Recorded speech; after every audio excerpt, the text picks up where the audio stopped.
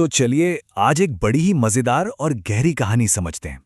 एक ऐसी कहानी जो दिखाती है कि कैसे घर के अंदर का एक छोटा सा झगड़ा अंधविश्वास और सामाजिक दबाव के चलते एक बड़ा तमाशा बन जाता है।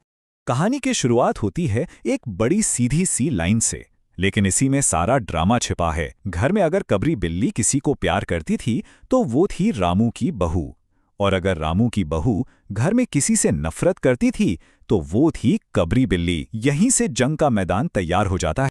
तो पहले पहल तो ये कहानी एक आम घर की लड़ाई जैसी लगती है, एक बहू और एक बिल्ली के बीच की खींचतान, एक घरेलू युद्ध कह सकते हैं। तो मैदान में हैं दो खिलाड़ी। एक तरफ 14 साल की नई नवेली बहू जो घर पर अपना कंट्रोल चाहती है, और दूसरी तरफ है कबरी बिल्ली, चालाक, मौका परस्त, जिसका एक ही मकसद है, घी और दूध। दोनों की दुनिया अलग है, लेकिन लड़ाई का मैदान एक ही है, घर की रसोई। और बस किचन में जंग का बिगुल बज जाता है। बहू की आंख लगी नहीं कि घी गायब। पहली बाजी बिल्ली के नाम। दूध को ढककर रखा गया, पर बिल्ली की तेज नजर से कहां बचना था। मतलब बहू कुछ भी करे, बिल्ली एक कदम आगे ही लेती थी। बेचारी बहू, उसकी तो सारी मेहनत पर पानी फिर रहा था। पति के लिए सहेज कर रखी रबड़ी तक साफ हो गई। कटोरी मिली पर एकदम खाली। और बस अब बहुत हो चुका था। बहू के सब्र का बांध टूट गया। उसने ऐलान कर दिया, या तो इस घर में मैं रहूंगी या ये कबरी बिल्ली। तो अब तक तो ये घर की एक छोटी मोटी नोकझोंक थी, है ना? लेकिन अब कहानी एक बहुत ही सीरियस मोड़ लेने वाली है। यहां से माहौल बिल्कुल बदल जाता है। इस बार बहू ने पूरी तैयारी की थी। पिस्ता बादाम डालकर बढ़िया खीर बनाई और उसे एक ऊंचे ताक पर रख दिया, जहां बिल्ली पहुंच ही ना सके। लेकिन वो पान लगाने के लिए कमरे से बाहर क्या गई, कबरी ने छलांग लगा दी। और जैसे ही बहू लौटी, उसने देखा कि बिल्ली जमीन पर बिखरी खीर को मजे से चाट रही है। बस ये देखते ही उसका खून खौल उठा। दिमाग पर गुस्सा इतना हावी हुआ कि उसने पास पड़ा लकड़ी का भारी पाटा उठाया और पूरी ताकत से बिल्ली को दे मारा। और एक ही वार में सब शांत।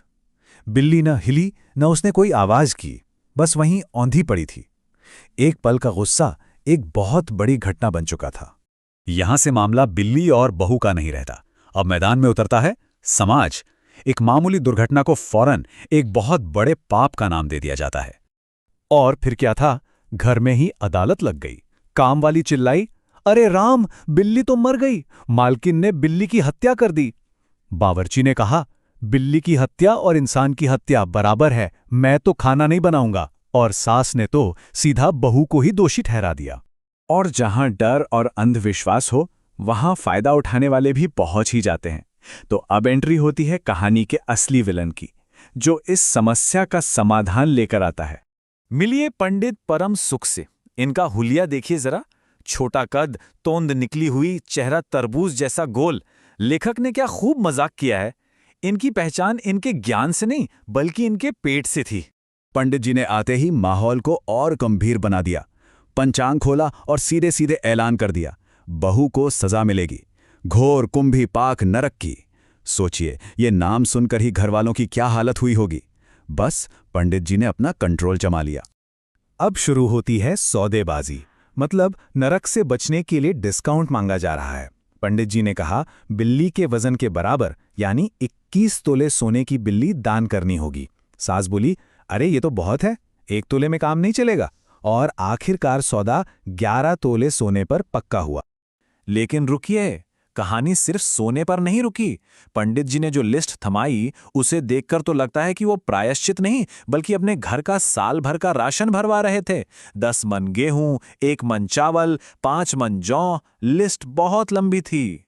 और जैसे ही सास ने पैसों की बात की, पंडित जी ने अपना सबसे बड़ा हथियार निकाला, गिल्ट। सीधा कह दिया, रुपये तो हाथ का मैल है, अपनी बहू का पाप देखिए, खर्चा मत देखिए।